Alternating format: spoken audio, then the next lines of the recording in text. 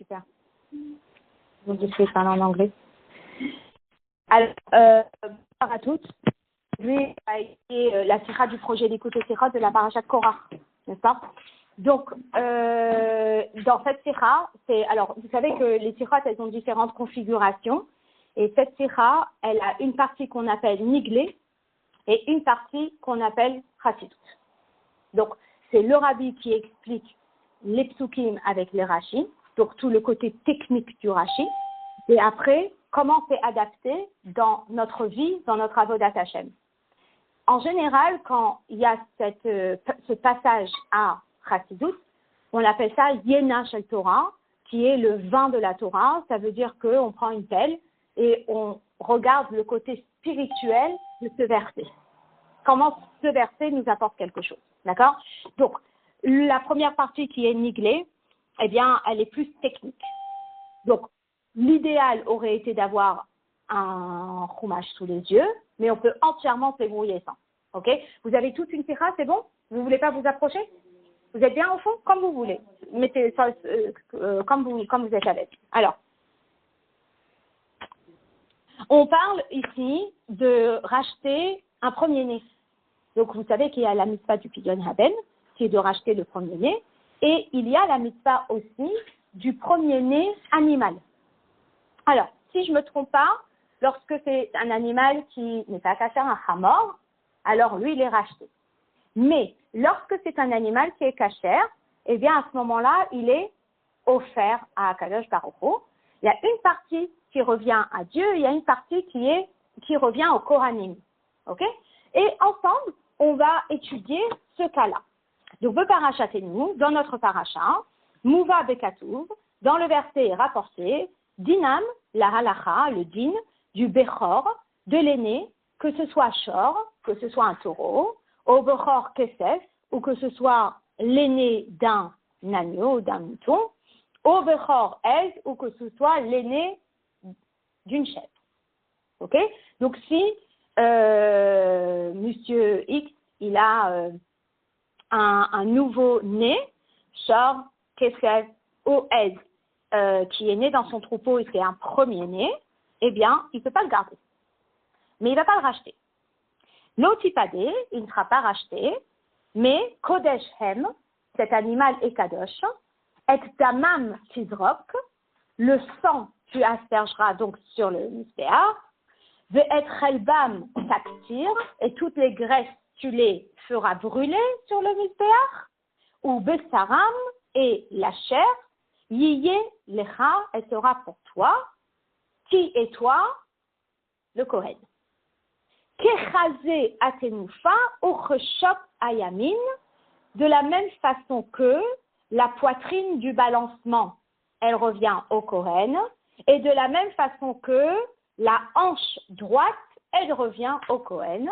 Eh bien, ici aussi, ça reviendra au Kohen. Alors, là, on est en train de faire ce qu'on appelle un descriptif halakha. Comment est-ce qu'on doit se comporter par rapport à cet animal? Et apparemment, on est en train de nous dire que c'est exactement le même cas que Shok Hayamin et que Chazé Atenufa, mais on ne sait pas exactement de quel animal il s'agit, de quel korban il s'agit. Alors évidemment, que va faire Rashi? Va nous expliquer. Chazé Atenufa ou Shok Hayamin, lorsqu'on parle que tu feras à ce premier-né de la même façon que tu fais avec la poitrine de balancement et la cuisse droite, puis Rashi explique, Shel Shlamim. Ça veut dire que le traitement d'un animal premier-né, kasher, c'est exactement le même que le traitement d'un korban qu'on appelle shlamim. Vous savez que dans les korbanotes, il y a plein de korbanotes, il y a shlamim, et ce sacrifice rémunératoire, eh bien, il a des règles à respecter. Et finalement, les règles qu'on respecte pour le shlamim, on va respecter pour le premier-né animal. Chez Halim, donc il va donner deux cas halachiques. Numéro 1. Chez Halim la Kohanim, linshehem velivnehem ou le avdehem. Que ces parties de l'animal, elles vont revenir au Kohanim et elles pourront être consommées par les hommes, par les femmes par les enfants et par leurs serviteurs. Ça, c'est la première règle. Qui a le droit de manger de ce bechor, de ce premier-né? La deuxième chose, c'est quel jour, combien de temps on a pour le manger. Alors, on nous dit la deuxième chose qu'on apprend de Shlamim, c'est les Shnei Yamim velayla echad, qu'on a 2 jours et 1 nuit pour manger. Ça se passe comment? Si par exemple la personne elle offre son korban mardi, elle a mardi pour manger, le Kohen il a mardi pour manger, il a mercredi pour manger et la nuit entre les deux. Mardi nuit, mercredi. Ça s'appelle halachiquement Shnei Yamim velayla echad. D'accord? Donc finalement, le verset semble ne pas être complet.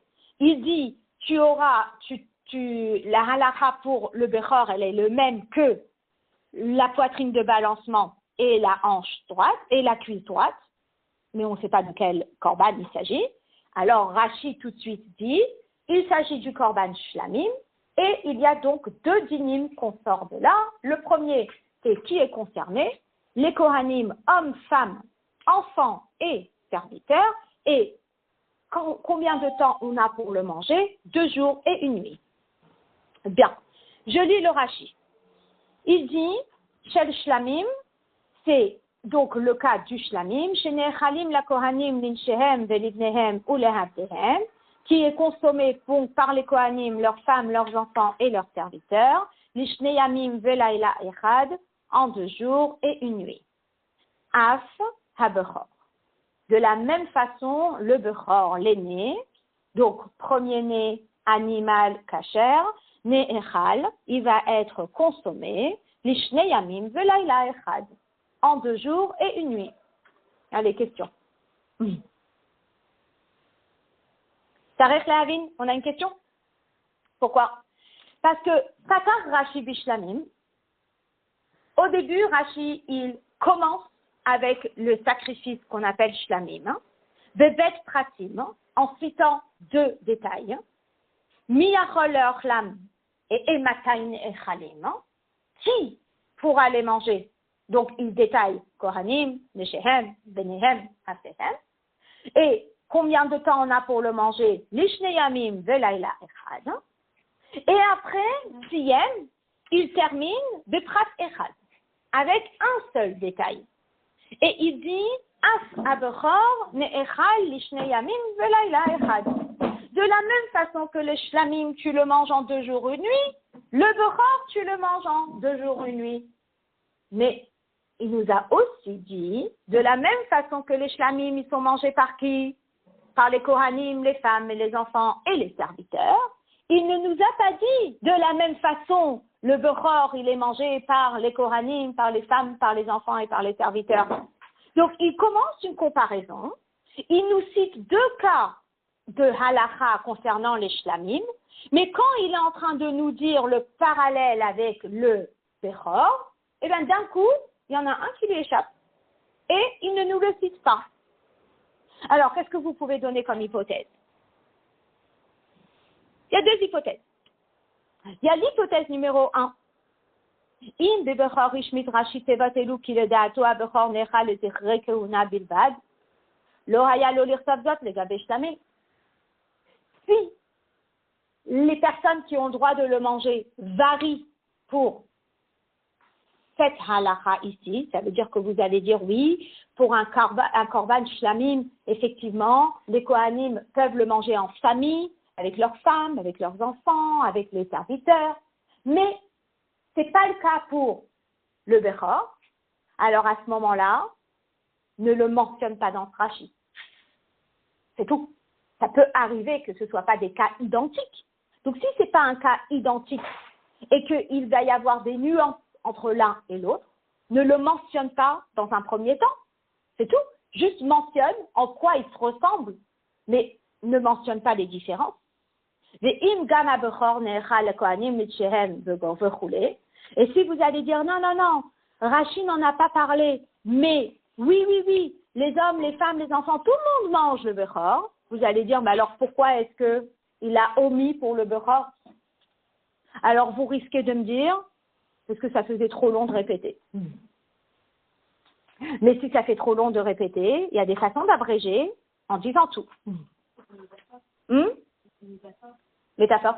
Par exemple, sans comment dire, pareil que Mais d'un autre côté, il faut être précis.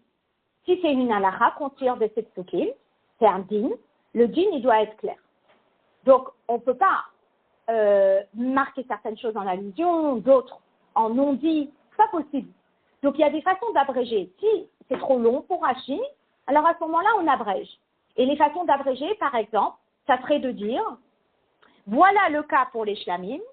Numéro 1, toute la famille du Kohen a le droit de le manger, pas uniquement les hommes. D'accord? Hommes, femmes, enfants. Ok. Numéro 2, en 2 jours et 1 nuit. Et on clôture ça en disant ainsi pour le Bechor.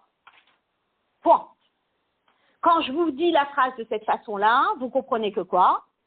Que de la même façon que pour les shlamim, c'est ça et ça, ainsi pour le Bechor, c'est ça et ça.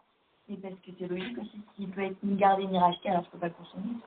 Peut-être que la production est... Non, mais peut-être qu'il va être consommé par les Kohanim mâles uniquement, pas les femmes, pas les enfants et pas les serviteurs. Donc ça peut arriver. Les shlamim, ils reviennent au Kohen.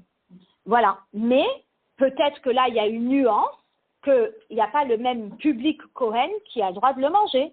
Peut-être que c'est plus fermé ici, que pour les shlamim, c'est des Kohanim avec leurs femmes, leurs enfants et leurs serviteurs, et que pour ici, précisément, c'est que les Kohanim mâles. Donc oui, il y a une ressemblance avec les shlamim sans être précis. Mais là, Rashi, il semble commencer la comparaison et à un certain moment, eh bien, il arrête la comparaison. Alors, en question, pourquoi il l'arrête? Est-ce qu'il l'arrête parce que c'est pas exactement pareil? Est-ce qu'il l'arrête parce qu'il aimerait bien abréger parce que ça fait trop long? Mais s'il veut abréger, et il y a des façons d'abréger et de formuler la phrase de façon à ce que tout soit dit en 2 mots. Concrètement, c'est quoi la halakha? Alors, concrètement, la halakha, c'est que c'est identique. Voilà, ça c'est concrètement la halakha. Voilà. Donc, le rabbi dit en plus de cela que Rashi s'inspire du Sifri et de la Gemara, et que dans le Sifri et dans la Gemara, l'oniskar klal aprat linshehem velivnehem ou lehavdehem. Dans la Gemara, on ne mentionne pas qui est le public qui a le droit de le manger. L'obi shlamim ve l'obi bechor, ni concernant le korban shlamim, ni concernant le bechor. Ki im ne'emarat, ma shlamim ne'echalim lishne yamim ve'layla echad, av bechor ne'echad lishne yamim ve'layla echad. Alors, dans le Sifri et dans la Gemara, eh bien, ils ne font une comparaison des cas que concernant la durée de temps de consommation, mais pas qui a le droit de le manger. Alors, si vous voulez, Rashi, quelque part, il rajoute des informations par rapport à la source sur laquelle il base son explication, mais d'un autre côté, il ne va pas jusqu'au bout de la chose. D'accord? Si vous voulez ça, ce sont des questions où le rabbi, il regarde un Rashi, il sent qu'il y a une question dans ce Rashi parce que le Rashi n'est pas complet, il y a quelque chose qui manque apparemment. Le rabbi relève la question et, évidemment, à travers la réponse, on va mieux comprendre les questions. D'accord? Ça, c'est la première chose. C'est une référence, sinon, c'est pas le bon... Il s'inspire d'une référence, il a un makor, il s'inspire, mais il modifie parfois. Il ajuste. Mais s'il ajuste, c'est parce que Rashi, c'est un pashtan. Rashi, c'est un commentateur qui traite le sens simple du texte. Et parfois, il est obligé d'omettre certaines choses qui sont dites dans des commentaires qui sont plus midrash. Donc, ça peut arriver qu'il varie parce qu'il n'a pas le même objectif que ces commentaires-là. Donc, Rashi, lui, il va s'attarder sur certaines choses et donc il a besoin de citer certaines choses. Le Sifri, il s'attarde sur d'autres choses et donc il donne d'autres informations. Ça ne veut pas dire qu'il se contredit, ça veut juste dire que si moi je te parle de recettes, alors je vais te donner peut-être des astuces pour que, voilà, si tu me demandes si tu es allergique, qu'il y a cet ingrédient, je ne vais pas te donner le mode d'emploi, comment on fait pour faire la recette. Parce que je ne suis pas en train de t'expliquer ma recette ici. Et je veux dire que au cours de elle a dit ça, mais t'as pas dit ça. Quelqu'un d'autre qui l'a dit. Peut-être parce qu'elle s'inspire de la sira pour donner une réponse à quelqu'un qui avait une question très précise. Donc, elle n'est peut-être pas obligée de donner tout le fil conducteur qui a été étudié. Tu comprends? Donc, ici, c'est pareil. Rashi, il est parti chercher des informations dans le Sifri, dans la Gemara, mais pour répondre à son regard à lui et à ses questions à lui. Donc, forcément, il va peut-être pas rapporter toutes les informations qu'il y a dans le Sifri. D'accord? Bon, ça, c'est la première chose. La deuxième chose, c'est que le verset, il termine avec Kechazé hatenufa ou choshok hayamin lecha liye. Maintenant, si vous voulez, quand vous regardez le verset, il est répétitif. Il dit comme ça. Bechor shar ou bechor kesef ou bechor ez, on est tout au début de la sira, je reprends le verset. D'accord? Lorsqu'on parle d'un premier-né animal, que ce soit un taureau, que ce soit un mouton, que ce soit une chèvre, l'optipadé, tu ne leur achèteras pas. Kodesh hem, ils sont kadosh. Et damam tizrok, le sang tu le verseras sur le misbéach. Et albam taksir, les graisses tu les feras brûler. Besaram, quant à leur chair, donc la viande, yiyé lecha, j'accentue, sera pour toi. C'est qui toi? Les Kohanim. Qu'est-ce que le Kohen réceptionne de cet animal? Qu'est-ce que le Kohen ramène à la maison? Quel morceau de viande est-ce qu'il ramène à la maison? Il ramène à la maison Kechazé hatenufa ou Cheshok ayamin. Comme la poitrine de balancement et comme la hanche droite, la cuisse droite. Dans quel cas on a parlé où le Kohen revient à la maison avec ça? Shlamim. D'accord? Mais après, le verset finit avec Lecha yiyé. Lecha yiyé semble être répétitif. Il sera pour toi. Mais on l'a déjà dit il y a 2 secondes. Il sera pour toi. On répète. Ba Rabbi Akiva. Rabbi Akiva, il arrive. Donc en général, lorsqu'on dit Ba Rabbi Akiva, le Rabbi dit que normalement, si c'est un nouveau commentaire, on aurait dû peut-être dire Amar Rabbi Akiva. Rabbi Akiva dit. Rabbi Akiva comment? Mais il dit, Rabbi Akiva. Rabbi Akiva arrive, Velamad, et il nous enseigne que Hosif lecha hakatuv, Havaye acheret, que le verset, il reprend cette notion de lecha yiyé, chez l'automar kechaze vachok shel toda, chez inonechal ela, le yom valayla, pour exclure le shlamim toda, qui lui, par contre, est consommé en un jour et une nuit. Et donc, j'explique que ce korban shlamim, ce korban rémunératoire, il peut exister dans un cas de figure qui est le cas d'une personne qui a traversé un moment de turbulence dans sa vie, que ce soit il a pris un bateau, que ce soit qu'il a voyagé, qu'il était malade, qu'il était en prison, et il revient et il offre un korban qui s'appelle korban toda. Il remercie Akadosh Baruch Hu. C'est un shlamim, oui, et c'est un shlamim un peu différent. En quoi il est différent ce shlamim? C'est que Nehal le yom valayla. À la place de pouvoir être mangé mardi, mercredi et la nuit entre 2 jours, 1 nuit, il ne peut être mangé que yom valayla, 1 jour, 1 nuit.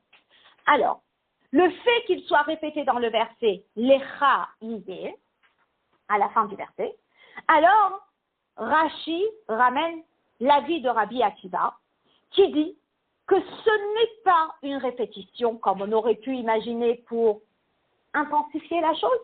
Parfois, on dit, vous savez, Nasi echad layom, Nasi echad layom.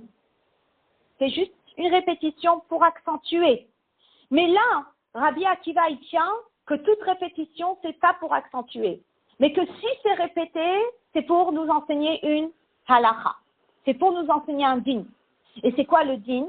C'est que c'est vrai que le Bechor, il ressemble au shlamim, mais attention, pas tous les shlamim, que le shlamim classique, et pas le shlamim toda. Ça me rapporte quoi à moi comme information? Ça me rapporte l'information que les shlamim, on a 2 jours, 1 nuit pour les manger. Si c'était un toda, on n'aurait eu qu'un jour, une nuit. Alors là, on vient et on nous précise que ce n'est pas un shlamim comme Toda, mais c'est un shlamim classique, c'est 2 jours, une nuit. En fait, ça peut nous apporter une réponse alors pour le récit d'avant. Oui. Quand on précise juste ce détail, parce que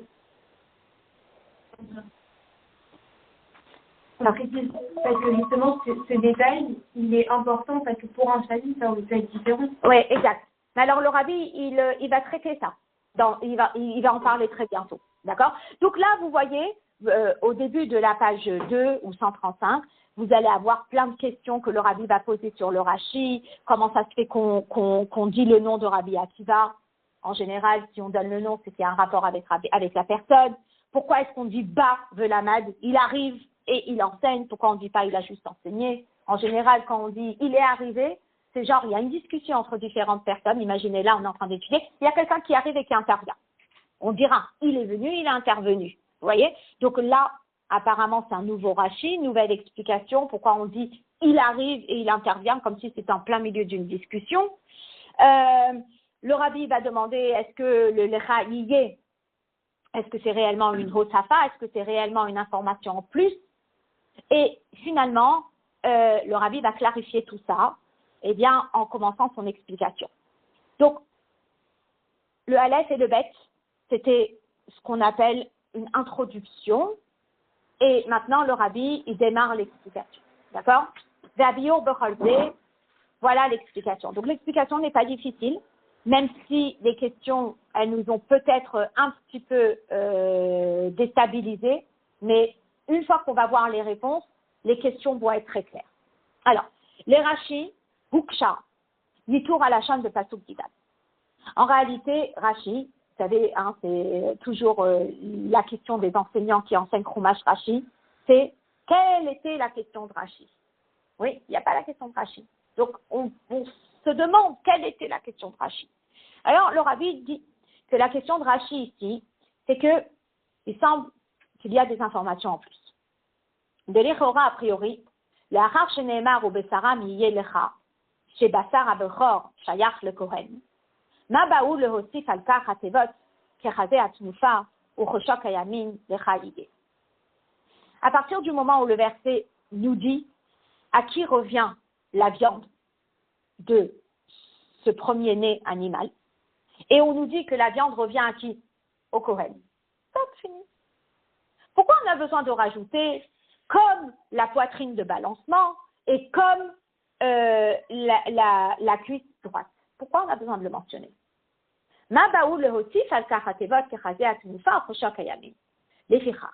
C'est pour cela. Et Vin Rashi comprend de là. Chez Tevot Elou, Baoul et Lamed Din, que ces mots-là, ils ne veulent pas seulement me dire que ce sont les parties qui reviennent au Kohen. Mais ces mots-là, ils viennent nous dire qu'il y a un din qu'on apprend de là. Dans quelles conditions cette viande sera consommée? Et donc, c'est les Kohanim, les femmes, les enfants, les serviteurs. Donc, le qui et le quand, 2 jours, une nuit. D'où tu apprends ça? Du fait qu'il y a des mots qui semblent être en plus. C'est bon?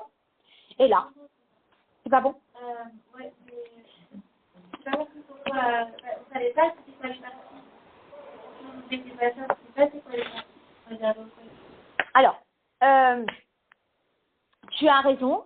La seule chose, la façon que c'est formulé, ça semble être un petit peu genre suspendu. Tu donnes les parties, mais tu donnes pas plus d'informations. Tu dis Kerazé Atenufa ou Reshok Ayamin. Tu comprends ce que je veux dire? Il n'y a pas écrit Razé, 2 points, Razé Atenufa, Shok Ayamin. Il y a écrit Kerazé Atenufa et que Shok Ayamin. Donc, quelque part, tu es en train de dire que c'est comparé à quelque chose. Tu assimiles ce cas à un autre cas, mais il manque des informations. On assimile ce cas au chalit pour savoir dans quelle partie de la journée vous la manger. Exact. Donc, c'est ce que Rashi conclut. Oui. Rashi conclut que si ces mots-là ont été mentionnés, c'est pour nous donner des informations précises sur qui et quand. Tu vois? Regarde. Et là, chez Im Nomar, chez Tevatelu Baou Rak, Lehorot Aizmana Achila. Maintenant, si on va dire que ces mots-là, ils viennent uniquement nous donner un indice du camp, Ishne Yamim Velayla Echad. Ça veut dire que finalement, tu rajoutes 4 mots pour te faire une allusion du camp. Vous aurez fait quoi, vous? Ben oui. Honnêtement, dis-le direct. Si tu as envie de dire le camp, ben dis-le, que tu as 2 jours, 1 nuit pour le manger. C'est tout. Pourquoi tu as besoin de rajouter des mots et de dire que ces mots font allusion au camp? D'accord? Donc, et nos mouvements, on ne comprend pas. Madoua outra hakatouv leodia et adin de remez à l'idée ashvaato le korban acher. Pourquoi est-ce que le verset, il a besoin de faire référence à une allusion à un autre sacrifice? Berosafat hatevot kechazé atenufa ochoshok ayamin, en rajoutant ces 4 mots. Ou bifrat chez az mitorer asafek im pirusho chez shlamim chez nechalim et shneyamim velayla echad, o shel toda chez eno nechal ela ilion velayla. Et en plus de ça, le fait qu'on ait mis ça en allusion, après la personne elle est déstabilisée parce qu'elle se dit ah mais attends, c'est comme la poitrine de balancement et c'est comme la cuisse droite. Alors attends, c'est comme un shlamim. Mais alors, c'est quel shlamim? Est-ce que c'est le shlamim normal? Est-ce que c'est le shlamim toda?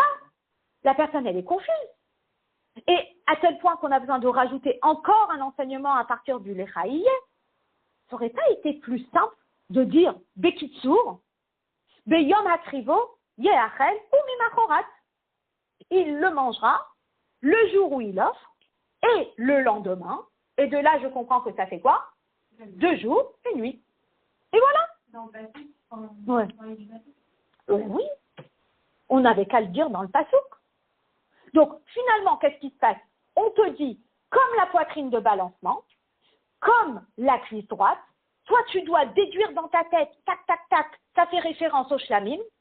Tu restes encore dans le doute, est-ce que c'est le shlamim normal ou est-ce que c'est le shlamim toda? Tout ça pour qu'on te dise que le din que tu sors de là, c'est quoi? C'est 2 jours, 1 nuit? Ben, dis-nous directement 2 jours, 1 nuit, l'histoire, elle est réglée. Pourquoi on compare au shlamim? C'est fou quand même l'idée. Alors le Rabbi, il dit, mais Zehiriach Rashi, c'est de là où Rashi en conclut, chez Betevot Kechazé Atenufa Uchoshok Hayamim, Eina Kavana Rak, les din Yachid Zé, chez Nechalim, le Kohan Kiim Bishne Dinim. Que si il y a des termes qui ont été mis pour qu'on en tire une halakha, c'est pas possible qu'on en tire qu'une seule halakha, parce que si c'était pour n'en tirer qu'une seule halakha, on l'aurait mentionné directement dans le verset, et que si c'est mis en allusion, c'est parce qu'on va en tirer 2 halakhot. Voilà. Alors, non. Apparemment, c'est pour abréger. Donc, c'est quoi les 2 halakhot? Que c'est exactement le même cas que Shlamim, chez Nechalim, qui est mangé. Numéro 1. Kohanim, Ninshehem, Livnehem, Ulehatehem, les Kohanim, hommes, femmes, enfants et serviteurs. Deuxièmement, l'Ishne Yamim Velayla Echad, en 2 jours et 1 nuit. On est bon? Voilà. Ça, c'est une Sira de Rashi qu'on appelle typique technique. Maintenant, le Rabbi il dit, Alpizé, selon cela, Mouvan, Gam Mipnema, Yalif Rashi, Shelo Tomar Kechazé Veshok Shel Toda, Milecha Yiyeh, Velo Ratsa Lismor Alakatouf, Shana Beshana. Et là, on comprend pourquoi Rashi, il tient à pousser l'information jusqu'au bout, en nous disant, attention, c'est le shlamim normal et c'est pas shlamé toda. Vous allez dire, bah, c'est normal, s'il donne des informations, il faut qu'il finisse. Alors le Rabbi dit oui, mais le petit enfant qui étudie la Torah, il va recevoir cette information dans la paracha de Re'eh. Donc si elle va être mentionnée dans la paracha de Re'eh, pourquoi on a besoin de la mentionner ici? Mais Rashi tient à la mentionner ici. D'accord? Et il explique pourquoi le Rashi tient à la mentionner ici. Il dit, Inima shebe pasuk vidan, en shum limud le inyan zman achilat bechor. Azay nimsa, shebe kechazé atenufa o choshok hayamin, limadnu akatuv rak din echad bilvad, neechal le kohanim, linshehem, livnehem, ou lehatehem. Si ce pasuk ne voulait pas du tout aborder la date, le nombre de jours qu'on a pour le manger. Parce que c'est mentionné dans la parashat Re'eh. Alors ici, il va nous enseigner quoi comme din? Uniquement le din que les Kohanim, hommes, femmes, enfants, serviteurs peuvent le manger. Donc ça veut dire que ce verset, il fait allusion à nouveau que à un din. Alors dans ces cas-là, il avait qu'à le dire explicitement. Donc finalement, il y a quoi dans la parashat Re'eh? dans la parashat Re'eh, on nous donne le temps qu'on a pour le manger. Donc si on nous donne le temps qu'on a pour le manger dans la parashat Re'eh, pourquoi on a besoin de le mentionner ici? Mais d'un autre côté, si on ne mentionne qu'une information ici, ou si on ne sous-entend qu'une information ici, alors à ce moment-là, pourquoi ne pas le dire explicitement? Donc, finalement, si on est un peu fatigué et on a juste envie d'avoir les idées claires, d'accord? Eh bien, le fait que les termes Kechazé Atenufa ou Choshok Hayamin, qui nous renvoient à l'histoire du Korban Shlamim, d'accord? Viennent nous faire allusion à deux détails halachiques concernant le Bechor, eh bien, il fallait que ce soit deux et pas un. Parce que si ça n'avait été que un, à ce moment-là, on n'avait qu'à le dire explicitement dans le verset. Mais étant donné que c'est deux, alors c'est pour cela qu'on le met en allusion dans les termes Kechazé Atenufa ou Choshok Hayamin, qui nous renvoie au cas du Shlamim et qui nous explique bien qui est le public qui pourra manger cet animal et combien de temps ils ont pour le manger. Ça marche? En fait, c'est qu'on parle de Shlamim. Voilà. Alors, tout est comparé au Shlamim. Il y a deux dinim qui en sortent de là. Le rabbi insiste sur le fait qu'on apprend les deux dinim ici, que si on n'en avait appris que un, ça n'aurait pas valu la peine de le mettre en allusion. Oui? Et forcément, si vous restez connecté depuis le début de la Sira, on revient à la question du début. Et la question du début, c'est comment ça se fait que quand Rashi il fait la comparaison entre Shlamim et Bechor, eh bien, il ne mentionne que un din et il ne mentionne pas les deux. Reprenez le Rashi depuis le début, tout au début de la Sikha. Il a dit quoi? Il dit Shlamim, Nechalim le Kohanim, Ninshem, Ubnehem, Olavdehem. Dans le Shlamim, il y a deux dinim. Premièrement, qui le consomme? Les Kohanim, les femmes, les enfants et les animes et les serviteurs. Deuxième din qu'on apprend de Shlamim, les Shnei Yamim Velayla Echad. 2 jours, 1 nuit. Et le rabbi vient de prendre le temps de nous expliquer que quoi? Que c'est très important ces deux détails. Parce que si ces deux détails n'étaient pas très importants, on ne l'aurait pas mis en allusion ici et on l'aurait mis explicitement dans le verset. Et pourquoi on pourrait en citer que un? Pardon? Pourquoi on pourrait en citer que un? Pourquoi on aurait pu en citer que un? Parce que le cas du temps, il est dans rien. D'accord? Donc, finalement, Rashi, qu'est-ce qu'il dit? Il donne les deux cas de Shlamim, donc c'est bon, c'est clair. S'il y a une allusion, c'est parce qu'il y a deux cas. S'il n'y avait que un, on aurait mentionné ce un, d'accord? Mais concrètement, lorsqu'il est en train de me faire la comparaison, il démarre, il ne termine pas. Et il dit, Af ha-bechor, de la même façon que le Shlamim, il y a ça, le Bechor, et il y a quoi? Il est mangé en 2 jours, 1 nuit, et après il ne parle pas de qui? On dit c'est pas possible. Ça veut dire que le rabbi vient de nous prouver par A plus B que si les mots ils ont été mis en allusion, c'est parce que ça fait référence à 2 dinim des Shlamim, et Rashi, il cite les 2 dinim des Shlamim en disant qui et quand. Mais quand il dit Af ha-bechor, de la même façon pour l'aîné, il ne cite que le quand et il ne cite plus le qui. Et le qui, c'est le même. Et le qui, c'est le même. Alors dans ces cas-là, le quand aussi, c'est le même. Non, Non, c'est que dans un autre Rashi où le Rabbi parle si c'est Toda ou pas Toda. C'est que plus tard. Du coup, c'est pas Toda. Si, il y a deux Rashis. Il y a un Rashi, il y a un deuxième, c'est que dans le deuxième. Alors pourquoi ça ne peut pas tenir cette raison? Alors, il n'y a pas de raison. Ici, il n'y a pas d'explication. Pour l'instant, le Rabbi n'a pas expliqué. Il a dit A pour les deux. Ouais. Mais comme il pourrait dire que c'est pas un Toda, il a aussi la condition qui change entre le Toda et le Shamim. Exact. Alors, garde ta question. On va continuer et tu auras peut-être ta réponse.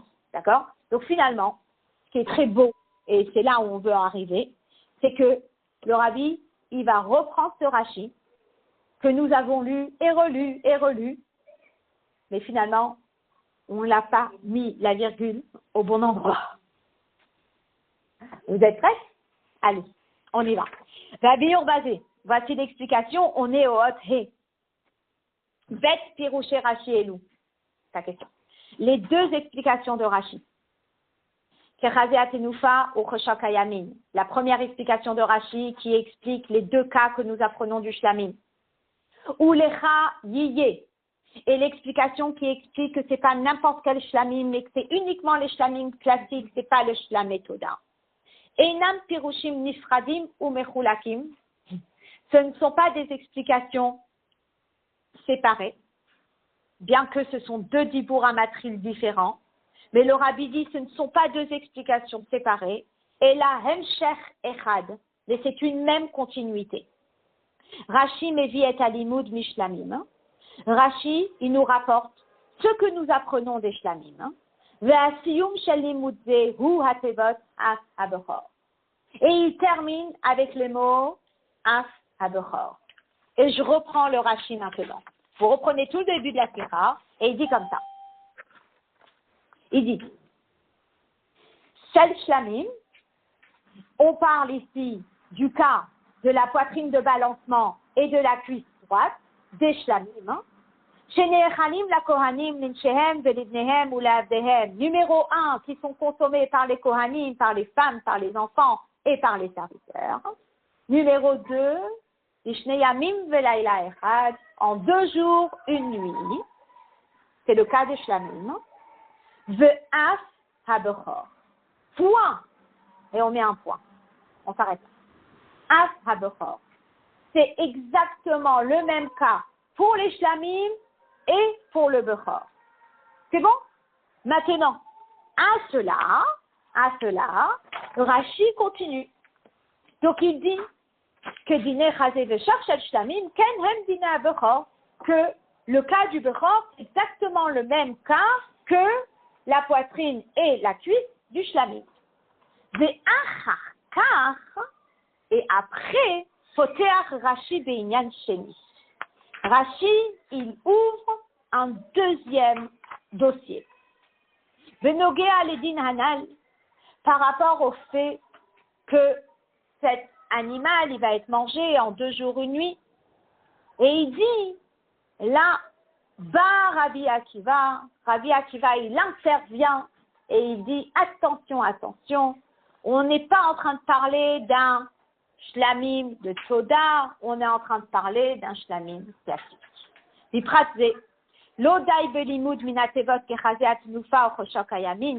Lorsqu'on est en train de parler du camp, c'est pas suffisant de s'inspirer de ces mots qui nous ramène au shlamim, parce qu'une personne, elle pourrait l'assimiler au cas du toda, qui n'est consommé qu'en 1 jour et 1 nuit. Et là, à nous, nistakim, le tevot chez behemshech hapasuk, on a besoin des mots qui viennent à la suite du verset, lecha yiyeh. Je saute ces derniers mots juste pour qu'on ait la logique.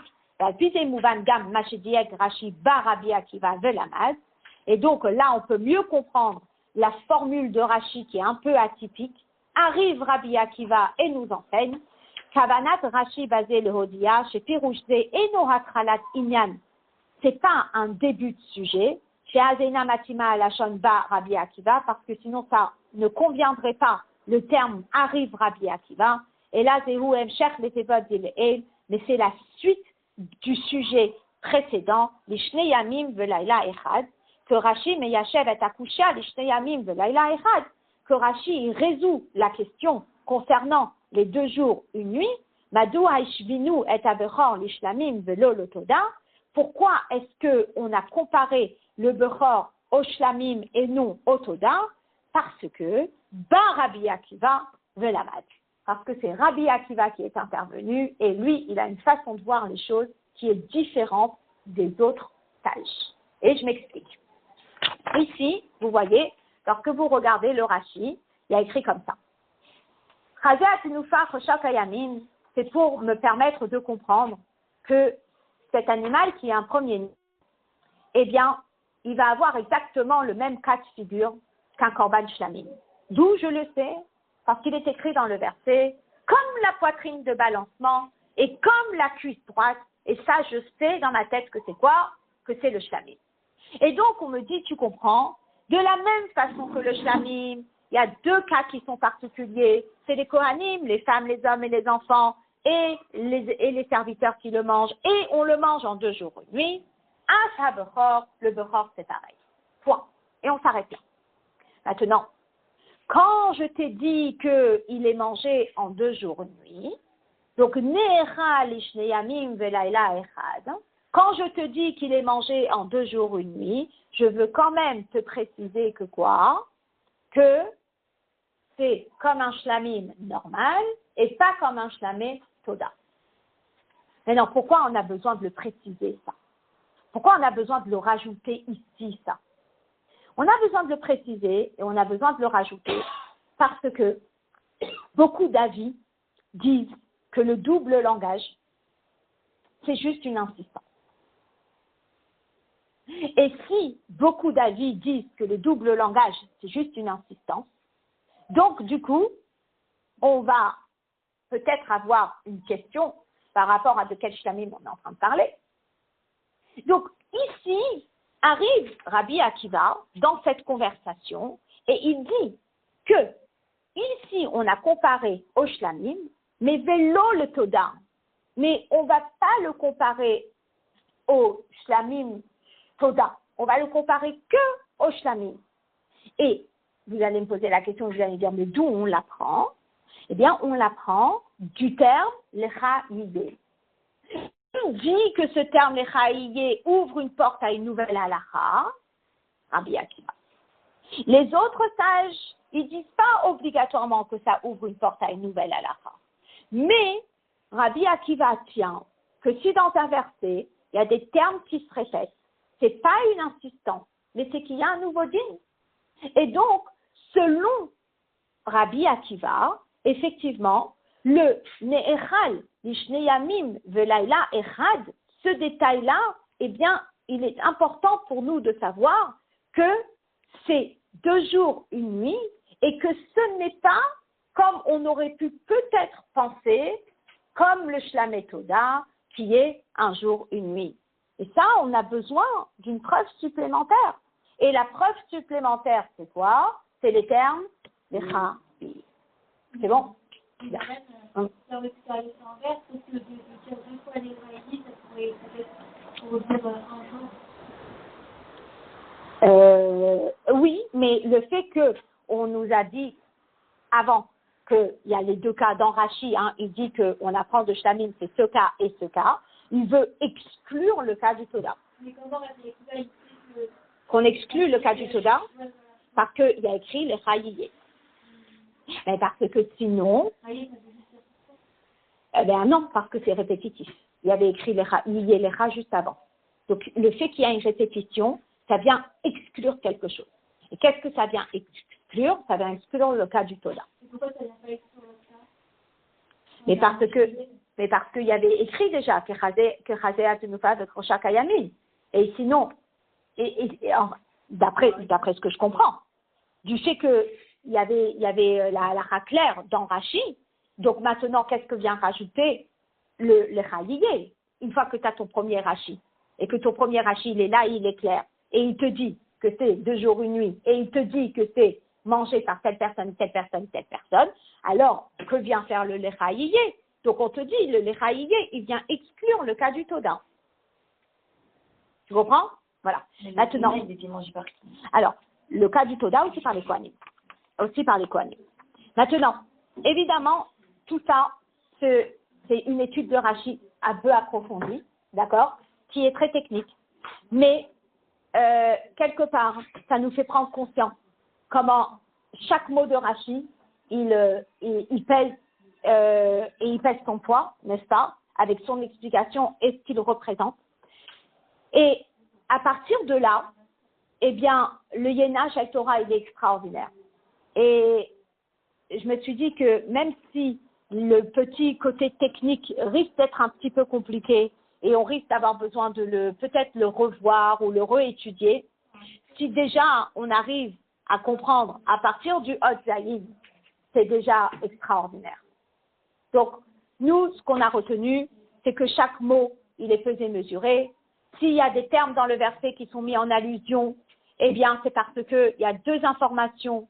Si ça n'avait été qu'une information, on l'aurait dit explicitement dans le verset. Et le fait qu'il y ait des termes qui ont été rajoutés, comme l'Echa Yé, ça vient exclure un cas qui aurait pu être une question pour nous. C'est bon? Voilà. Une fois qu'on a ça qui est clair, alors maintenant, on va reprendre ce cas spirituellement.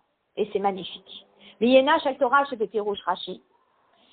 Dans les secrets de la Torah, dans les profondeurs de la Torah, inspiré dans cette explication de Rashi, ça veut dire que Rashi, c'est un petit peu paradoxal. D'un côté, c'est le commentaire le plus pshat, et d'un autre côté, c'est tellement profond.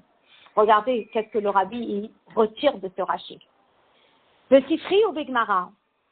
Dans Sifri et Gemara, rappelez-vous, c'est la source sur laquelle s'est basé Rashi, n'est-ce pas? Matinu Ava Amina. Eh bien, il y a une hypothèse qui est les Hashvot Bechor, les Chatat Ve'Hasham. De peut-être ne pas comparer le Bechor avec un Shlamim, mais de le comparer avec un Chatat et un Hasham.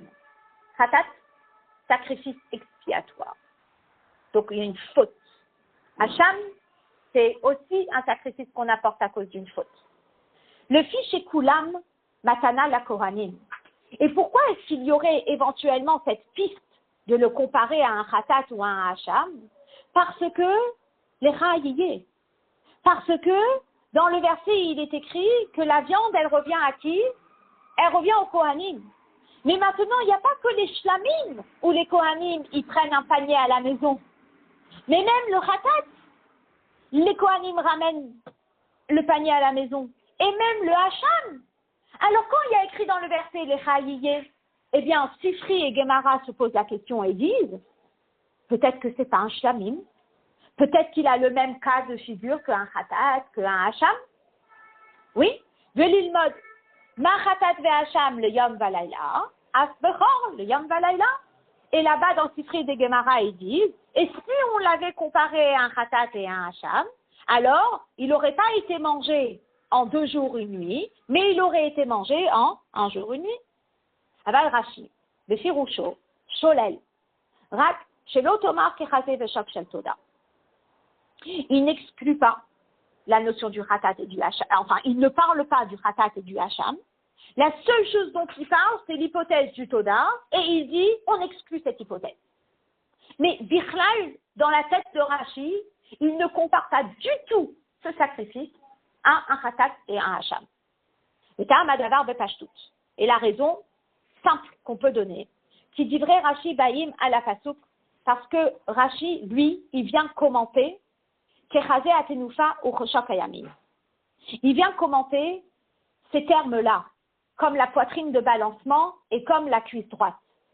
Chez I Elchar le Farcho, Al Khatat ve Hacham, qu'on ne peut pas associé à Khatat et Hacham. Et pourquoi on ne peut pas associer à Khatat et Hacham? C'est Koulam, la Kohanim, parce que, alors je ne sais pas, j'ai l'impression que ce n'est pas exactement les mêmes parties qui reviennent aux Kohanim pour le Khatat et le Hacham. Il faudrait que je réécris. Mais je vais juste me renseigner là-dessus. Mais apparemment, ce n'est pas exactement les mêmes parties. Donc, du fait que dans le verset, il y a écrit Chazé Atenufa ou Choshok Hayamin, ça nous donne un indice que ça ne peut pas être Khatan et Hacham. Donc, dans le Sifri et dans la Gemara, le fait qu'il est écrit, c'est un cadeau pour les Kohanim. Donc, les Kohanim, ils ramènent une barquette à la maison. Alors, ils disent, ah tiens, barquette à la maison, il y a aussi Khatat, il y a aussi Hacham. Mais, il y a quoi dans la barquette? Ah, il y a Shok Hayamin, il y a Chazé Atenoufa. Ah non, non, non, ça peut pas être Khatat et Hacham. Donc, ça peut être que quoi? Ça peut être que Shlamim. Eux, ils se sont basés sur certains mots du verset, et Rashi se base sur d'autres mots du verset. D'accord? Maché Enken, par contre, le Sifri ou Bigmara, Hare Ashakla Vetaria le Korban Yesh Damot et Abechor, Ilo Mitzad Akasuk Chazé Atenoufa, et la Mitzad Asvara. L'histoire. Sifri, Gemara, eux, ils regardent un angle de ce verset. Rashi, il regarde un autre angle de ce verset. Donc Rashi, il va s'attarder sur les détails de ce verset. Tant que le Sifri et la Gemara, ils s'attardent sur le cas général du Bechor. Et donc, pour le Sifri et la Gemara, il y a l'hypothèse, peut-être que c'est comme un Khatat et Hacham. Mais Rashi, qui regarde chaque mot du verset, il dit, quoi que c'est pas possible, parce que c'est pas exactement les mêmes parts qui reviennent au Kohanim pour le Khatat et Hacham que pour, là, le Shlamim. Il dit, le Bechor, il est comme le Shlamim. D'accord? Maintenant, Yesh Lomar, Yesh Bazega Minyan Aderech HaRemez. Donc là, maintenant, vous allez pouvoir vous détendre et regarder l'explication profonde. Bechor, ou Remez les Béné Israël. Dans la parashat Shemot, le peuple juif, il est appelé l'aîné d'Akadosh Baruch Hu. Mon fils aîné, Béni Bechori Israël. Bechor Adam, lorsqu'on parle d'un premier-né homme, Hachem Adamé le Elion, qui ressemble à Akadosh Baruch Hu, Chelek Eloka Mima'al, il a une partie de Dieu en lui. Hu Nefesh Elokit, c'est l'âme divine. Maintenant, lorsqu'on parle de Bechor Adam, lorsqu'on parle du premier-né humain, ça fait référence à Adam et les Elion, ça fait référence à la ressemblance avec Akadosh Baruch Hu. Et là, c'est Chelek Eloka Mima'al Mamash, ça fait référence à la Nefesh Elokit. Lorsque dans le verset, on dit Bechor Behema, le premier-né animal, allez-y, ça fait référence à quoi?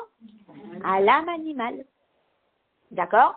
Donc, Bechor Behema Tehora, lorsqu'on parle du premier-né animal, Hu Nafsho HaBehamit Shel Ish Israël, ça fait référence à l'âme animale du peuple juif.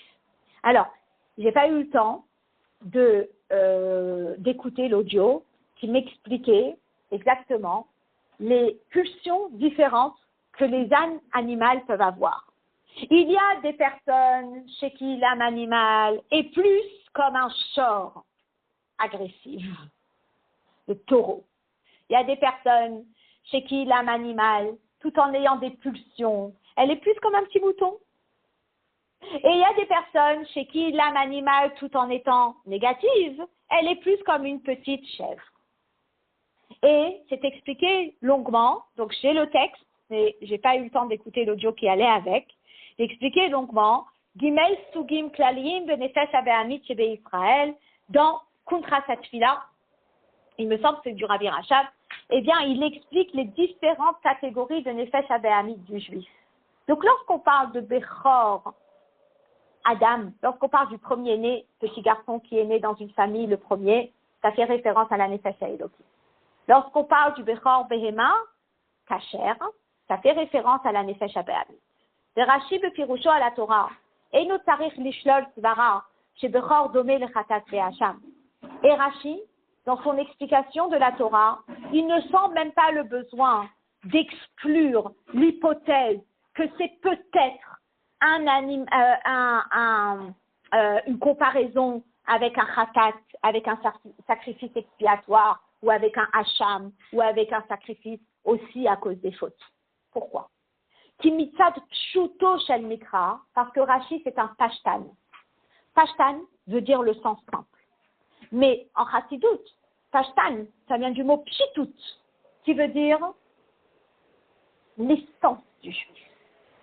Et dans l'essence du juif, il n'y a pas de khatat, il il n'y a pas d'Hacham.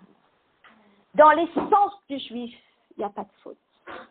Et ça, c'est un concept en Chassidut qui est extraordinaire. Vous savez, quand on a étudié Pérekret du Tanya, où on nous parle du Yetzer, qu'est-ce qu'on dit? On parle du Yetzer Hara juif et du Yetzer Hara non juif. On dit qu'un juif, il ne naît pas avec un Yetzer Hara non juif. Il n'est qu'avec un Yetzer Hara juif.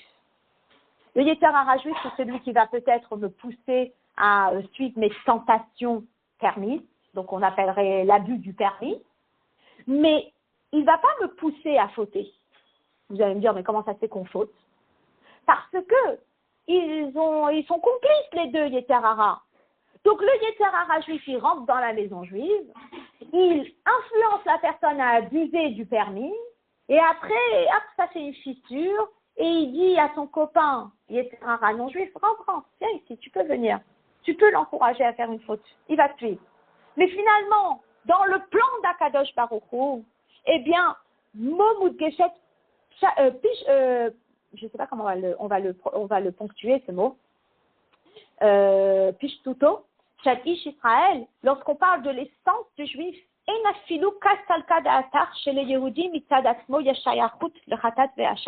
un juif, il n'a pas de contact, ni avec Khatat, ni avec Hacham, avec aucune faute. Alors vous allez me dire, peut-être la Nefesh Elokit, l'âme divine, elle n'a aucun contact avec le mal, mais la Nefesh Behamit, peut-être que oui, elle a un contact avec le mal. Et là, le Rabbi va nous dire quelque chose de très très fort.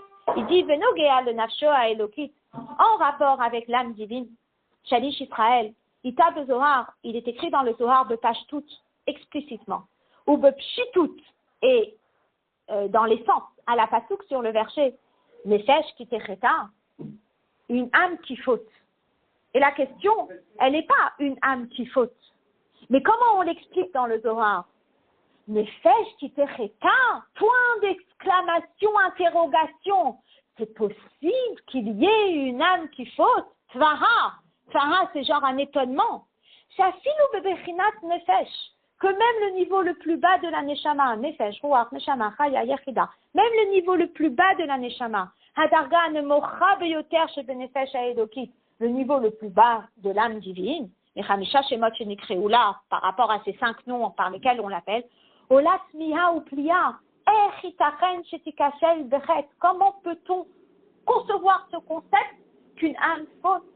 Une âme, elle n'est pas attachée, ni à Khatat ni à Hacham. Le calme aussi Rashi chidouche gadol yoter.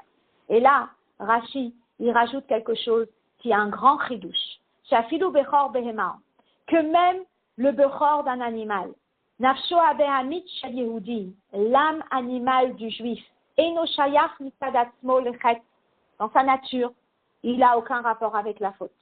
Veyeter alken est plus que cela. Afilu besaram, même la chair de l'animal, ça veut dire que Gufo Hagashmi, son corps matériel, Gamken En Kol Kasalka Da'atar Dumuto, il n'a aucun lien avec tout ça. Le Shayacho Be'eze Ofen, le Khatat Ve'acham, de l'associer de quelle que soit la façon avec un Khatat et un Hacham. Paragraphe, c'est un paragraphe 2024. C'est un paragraphe à encadrer. Le corps d'un juif, il est kadosh. Donc lorsqu'on vous pose la question, et lorsqu'on se pose la question, est-ce que c'est grave un piercing? Est-ce que c'est grave un tatouage? Est-ce que c'est grave d'être un objet d'attirer le regard? Le corps juif est un corps kadosh. Et c'est pas seulement la nefesh haelokit qui est kadosh. C'est la nefesh habehamit qui est kadosh. C'est l'âme animale qui est kadosh. Et c'est notre corps qui est kadosh. Et c'est tout ce qui concerne la personne qui est kadosh. Une personne elle n'est pas associée à Khatat, elle n'est pas associée à Hacham. Elle est kadosh. Et si notre corps il est kadosh, donc forcément, on n'est pas un objet, on fait ce qu'on veut avec notre corps. Notre corps, il n'est pas en contact avec ce qui est Khatat et ce qui est Hacham. Le Rabbi continue, et il dit, Ki'im, Kechazeh Atenufa Uchoshok Hayamim Shel Shlamim. Mais que cette âme animale qui est en moi et ce corps qui la réceptionne, n'est-ce pas? Eh bien, c'est pas comme un khatat parce qu'il n'y a pas de khatat. C'est pas comme un hacham parce qu'il n'y a pas hacham. Mais c'est quoi? C'est shlamim. Et c'est quoi shlamim? Non, shlamim, c'est la sot shalom.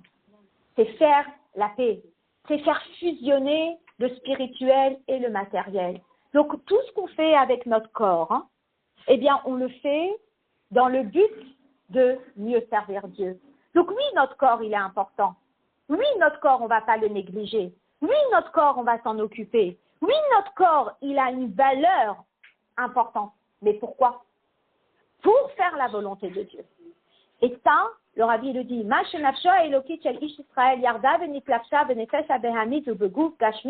le fait que l'âme divine, elle est descendue et elle s'est habillée avec une âme animale et dans un corps, c'est dans le but d'en faire une plénitude, enfin quelque chose de complet. Shalom ba'olam. Shegam ba'olam azeh personne, que même dans ce monde-ci, ici-bas, agashmi ve'achumri, matériel, grossier, tiye diralo yidbarer, que ce soit une résidence pour Dieu. Que Dieu il puisse se sentir à l'aise dans tous les concepts de ma vie, quand je mange, quand je dors, quand je m'occupe de moi, quand je fais mon sport, quand je fais mon shopping, quand tout. Dans chaque concept de ma vie où j'utilise mon corps, où j'utilise ma nefesh habéhamit, c'est dans le but de faire une place à Akadosh Baruch Hu. Et là, Maï Akbara chez Utrach Rachid Shlol, chez l'Otomar Kechazé Veshok Shel Toda, si c'était évident que ça ne concerne pas Khatat, à tel point que c'est évident, genre j'en parle pas. Si c'est évident que ça ne concerne pas Hacham, à tel point que c'est évident, j'en parle pas. Alors dans ces cas-là, pourquoi il a besoin de dire ça exclut Toda? C'est quoi Toda? Spirituellement. Alors, à Toda, Afi Korban Shlamim. Toda, ça fait aussi partie de cette catégorie de sacrifice rémunératoire. Et là, chez Inyana, mais c'est quoi son concept à Toda? Chez Krila, il y a Adam de Massaf Shel Sakana. La personne est partie en voyage, elle est en danger. Oui, elle a traversé la mer, elle était en danger. Acharkar, Nitzal Mikar Beofen Biti Ragi. Et après, elle a été sauvée. Elle revient, elle arrive. Il y a eu des turbulences terribles dans l'avion. Ils ont perdu la connexion avec le sol. Elle atterrit. Shabbat, Birkat HaGomel. Qu'est-ce qui s'est passé? Pourquoi tu as fait Birkat HaGomel? J'ai voyagé. Ah, tu as voyagé? Un danger? J'ai été sauvée? Il y a eu un aide. Alors, Toda. Donc, finalement, il y a eu un cas potentiel de danger. J'ai été sauvée. Je dis merci. D'accord? Et donc, on emmène Korban Toda.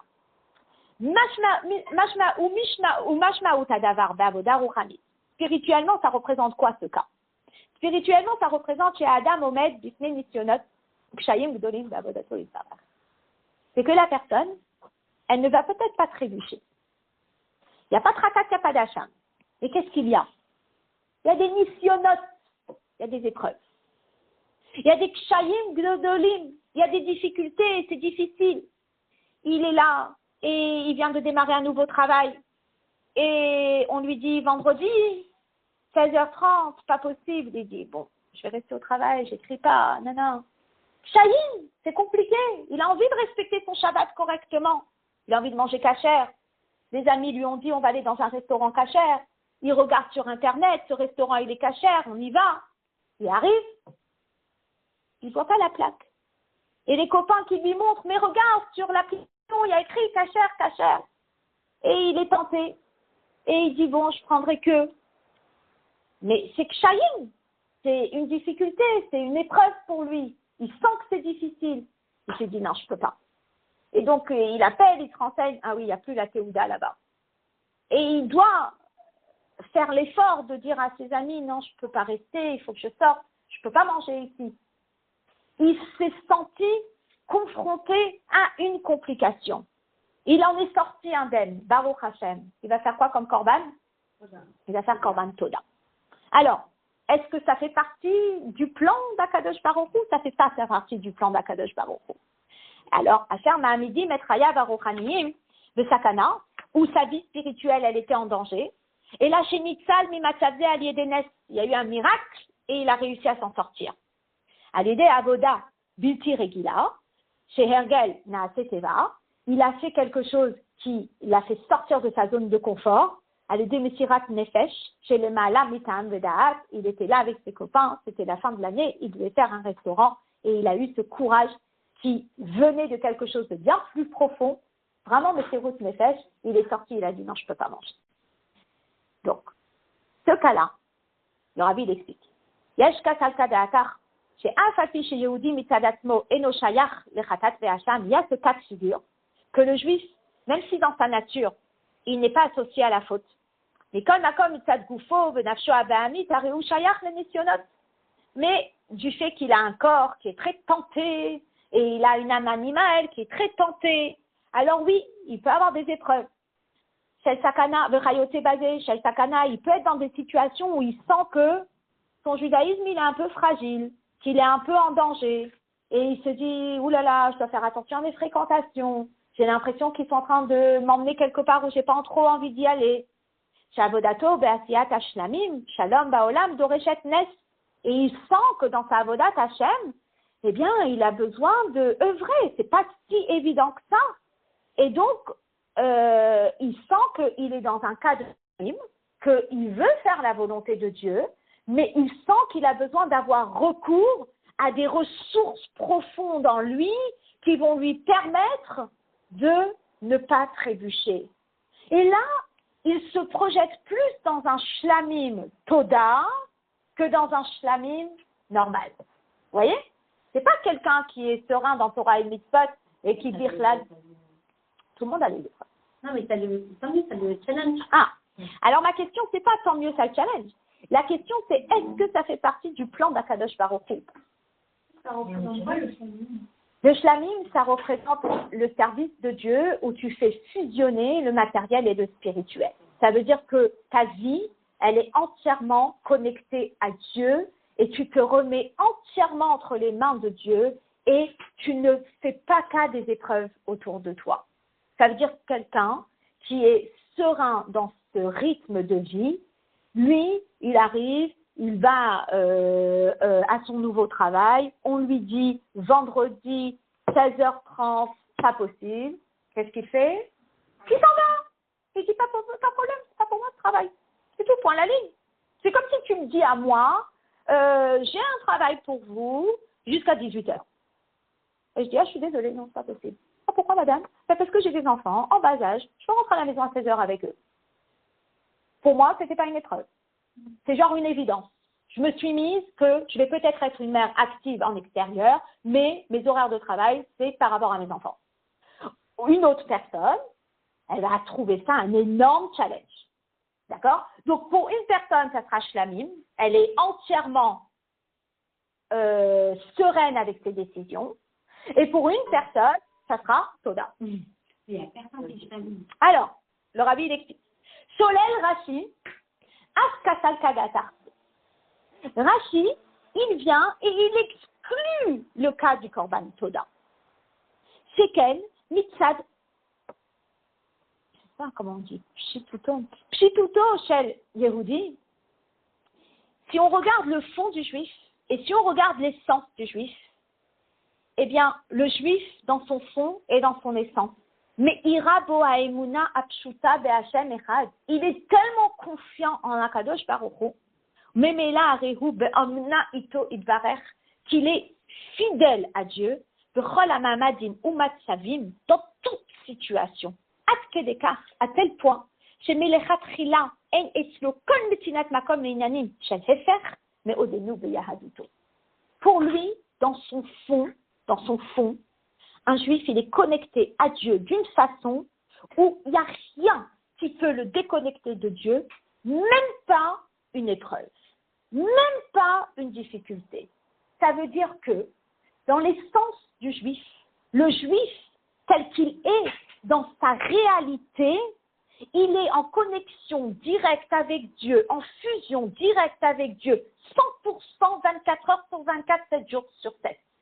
Vous allez me dire, belle théorie. C'est dans le fond.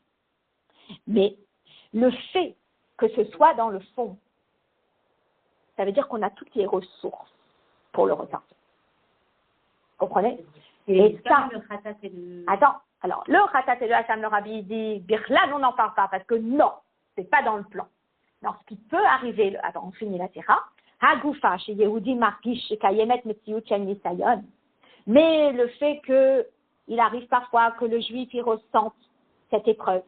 Chez Mimena Tarihu Lehi Natsel, et il sent qu'il a besoin de s'en sortir, comme la jeune fille qui arrive ici et qui dit oh, je ne sais pas comment je vais gérer mon vendredi. Quand elle dit je ne sais pas comment je vais gérer mon vendredi, ça veut dire que quoi? Ça veut dire qu'elle sent que c'est une épreuve, mais qu'elle sent qu'elle veut la gérer, cette épreuve. D'accord? Donc elle sent qu'elle est dans la configuration du Toda, n'est-ce pas? Puis Prat chez Zakoukou le Nes, et il sent qu'elle a besoin d'un miracle. Moré, chez Nitarev et Tzlo Macheru, chez Mekoro et no Yehudi. Tac. À partir du moment où une personne sent que son service de Dieu est mis à l'épreuve, ça veut dire qu'il y a quelqu'un qui s'est introduit dans sa vie. Et cette personne qui s'est introduite dans sa vie, c'est pas un juif. Ça veut dire que le juif, dans sa nature profonde, eh bien, il veut servir Dieu, il va servir Dieu sans difficulté et sans épreuve. Si il y a un doute qui va s'installer et qui va lui mettre le cas difficile, ça veut dire que quoi? Ça veut dire que il y a un étranger qu'on appelle l'âme animale non juive, donc on va pas l'animal non juif, mais l'Yetzirara non juif, qui s'est infiltré chez moi et qui a commencé à me mettre des doutes et qui a commencé à me dire mais comment tu vas faire et comment tu vas avoir ta parnassa et comment tu vas gérer, etc., etc. Mais le rabbi dit que c'est pas dans la nature du juif. Qui alpitiv o, parce que dans sa nature, Shel Ish Israël, ein lo shaychut le'inyanim de hefer hatov. Il n'a pas de sujets qui sont hefer hatov. Ça n'existe pas ce concept. Ça veut dire que si une personne aujourd'hui, elle arrive et elle dit, je me sens pas bien. Je sens que c'est difficile. C'est pas sa nefesh ha'elokit qui parle. C'est pas sa nefesh ha'behamit de naissance qui parle. C'est pas son corps de naissance qui parle.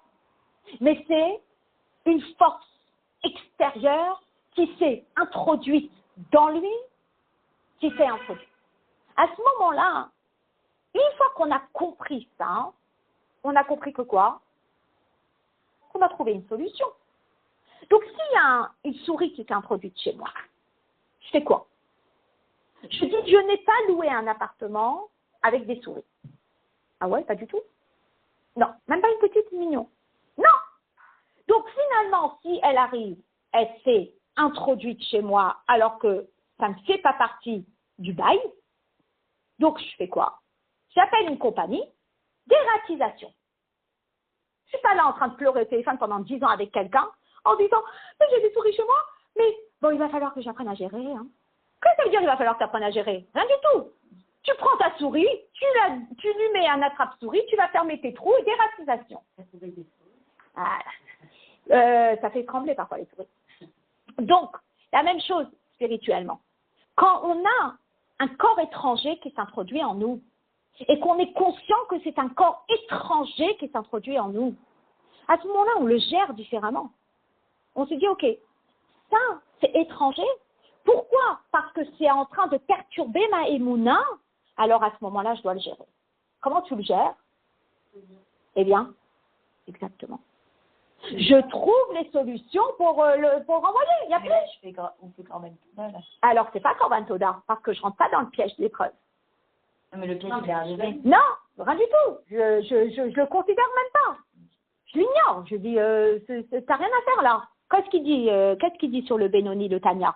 Sur le Benoni, il dit que s'il y a une marshava zara qui arrive, s'il y a une mauvaise pensée qui arrive dans ton esprit, tu vas dire c'est incontrôlable. La souris, elle est arrivée, c'est incontrôlable. L'épreuve, elle est arrivée, c'est incontrôlable. D'accord, très bien. Maintenant, t'en fais quoi?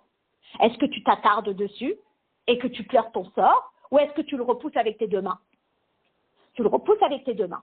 Tu t'appelles comment? Un Benoni. Tu t'appelles pas un rachat de tableau. Parce que ton état d'esprit est, Bichlal, ça ne m'appartient pas, ça. c'est genre le voisin d'à côté qui est venu chez moi. Je lui dis, je suis désolée, là, maintenant, je n'ai pas le temps. Je ferme la porte, fini, c'est Shabbat, je dois allumer les bougies, l'histoire, elle est réglée. C'est tout. J'avais des travailleurs chez moi, il y a quelques semaines. Ils sont arrivés, ils m'ont coupé l'eau tout un vendredi. D'accord? Maison, chantier. Toute la cuisine dans ma salle à manger. Et on voit l'heure qui tourne, et l'heure qui tourne, et l'heure qui tourne. Ils nous ont mis tous les tuyaux en apparent. D'accord? Donc, catastrophe dans la maison. Et puis, l'heure elle tourne, on est zen, on est tranquille, on attend que ça passe. Et on voit que ça tourne vraiment. Et qu'il est 20h, bientôt 20h, Shabbat 20h20. Et puis, d'un coup, ils n'ont plus rien compris, les travailleurs. On s'est dit, bon, on ne pourra pas remettre les choses en cuisine, mais il fallait trouver une solution. Donc, du coup, eh bien, on a tout mis sur le balcon. Et d'un coup, on a mis une table de Shabbat et on a dressé la table de Shabbat. Dès qu'ils nous ont branché l'eau, il était 20h05. Eh bien, on a pris des douches froides, forcément, parce qu'il n'y avait pas d'eau chaude.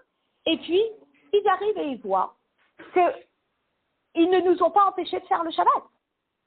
Eux, ils arrivent et ils nous font des travaux magnifiques, c'est des travaux. Mais moi, mon Shabbat, il va rentrer. Donc, à partir du moment où nous, dans notre tête, on est convaincus que Shabbat, c'est Shabbat, et que 20h20, c'est 20h20, et peu importe ce qui court autour de nous, Shabbat va être Shabbat, à ce moment-là, le corps étranger qui est rentré dans ma maison, il reste un étranger pour moi. Et je lui dis, bon, quand vous avez fini, vous pouvez y aller. Et c'est tout. Et le ménage, eh ben, il a été fait Motzei Shabbat. Donc, cette notion-là, on doit l'appliquer dans notre quotidien, au quotidien. Que, à partir du moment où une personne dit « je suis éprouvée et c'est difficile pour moi », il faut savoir que ce n'est pas elle qui parle. Il faut savoir que c'est déjà un corps étranger qui est en train de parler. Et il faut savoir que nous, le seul qui parle, c'est une Nefesh HaElokit. Et même ma Nefesh HaBahamit que je pensais être, entre guillemets, négative, cette Nefesh HaBahamit, elle est là et elle véhicule le bien en moi. Si moi, je décide de m'en servir comme il faut. Ouais, pour Akadosh Baruch Hu. Je bois parce que, voilà, j'étudie, je suis déshydratée, je dois boire. Mais je dois boire parce que je dois vivre. Je ne peux pas être déshydratée pour vivre. Et les deux, elles sont activées positivement. Mais je ne la laisse pas faire rentrer son ami qui n'a rien à faire dans ma vie. Voilà. Donc, à partir du moment où je rentre dans le cas de figure de Toda, ce qui peut arriver, dit Rashi, eh bien, oups, tu l'exclus. Celui-là, on n'entend pas parler de lui non plus. Ne valide pas pénitionnote. Tu as des épreuves, comme nous toutes. À ce moment-là, on en fait quoi? C'est ça la question. C'est pas qu'on en a ou qu'on n'en a pas, c'est qu'est-ce qu'on en fait. Non, on va au 4e. Bonjour, c'est au 4e le cours. Il n'y a pas de souci, madame. Ou misé Mishtalchel. Dans mon sac. Emmène-moi mon sac. Ou misé Mishtalchel Gam le Mata Begashmiut. Et donc, on retrouve tout ça, Begashmiut, matériellement. C'est Kachar Yehudi Mitnahek Debayi. Lorsqu'un juif, il se comporte comme Dieu le demande. Enoniskak Lenissim. Il n'a pas besoin de miracles. Et donc, il n'y a pas la notion de Korban Toda. Benogea le Matzavo Agashmi, dans sa vie de tous les jours. Kevan Shalpi Teva, Hashem Imo. Il est en entière confiance avec Akadosh Baruch Hu. Et s'il est en entière confiance avec Akadosh Baruch Hu, eh bien, à ce moment-là, Hashem Shomrecha. Hashem, il te garde. Hashem Silcha. Hashem, il est ton bouclier, il est ton... Non, c'est une ombre. Alia Deminecha, il est à ta droite.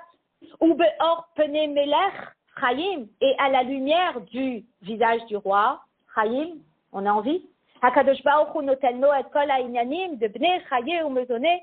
Dieu, il nous accorde tout ce dont on a besoin pour les enfants, pour la santé, pour la parnassa, ou bechulam reviché, et le tout dans l'abondance. Finalement, cette ira, elle a un enseignement incroyable, qui est la notion de renforcer notre émouna. Parce qu'à partir du moment où on renforce notre émouna, on ne laisse pas la place à une intrusion extérieure. Et donc, ni on est dans le cas de Shlam et Toda, et ni on est évidemment dans le cas du Khatat et du Hacham. Voilà. Donc, rien que pour, à partir du Zaïm, c'est déjà extraordinaire. Donc, si on a déjà compris cette partie-là. Une seconde. Culpabilisant. Pourquoi? Parce que dans ce cas-là, tu dis des preuves. Oui. Non. Alors, on n'est pas là dans un cas de figure de culpabilité que Dieu préserve. On est dans un cas de figure de se ressourcer et d'évoluer. Dans le sens que une personne, lorsqu'elle a des missionnotes dans la vie, d'accord, eh bien, elle ne doit pas les valider et les réceptionner et les maintenir en elle, mais elle doit absolument se donner les moyens pour s'en sortir. Parce que, comme on dit, et ce que je trouve extraordinaire, les personnes qui ont été éprouvées, donc je le disais dans une maison juive, il me semble que c'était une des grandes lignes d'un grand psychologue après la guerre, et j'ai oublié son nom. Voilà, vas-y.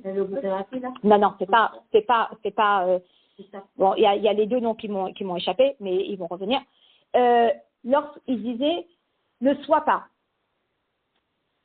le fils du passé, mais sois le père du futur.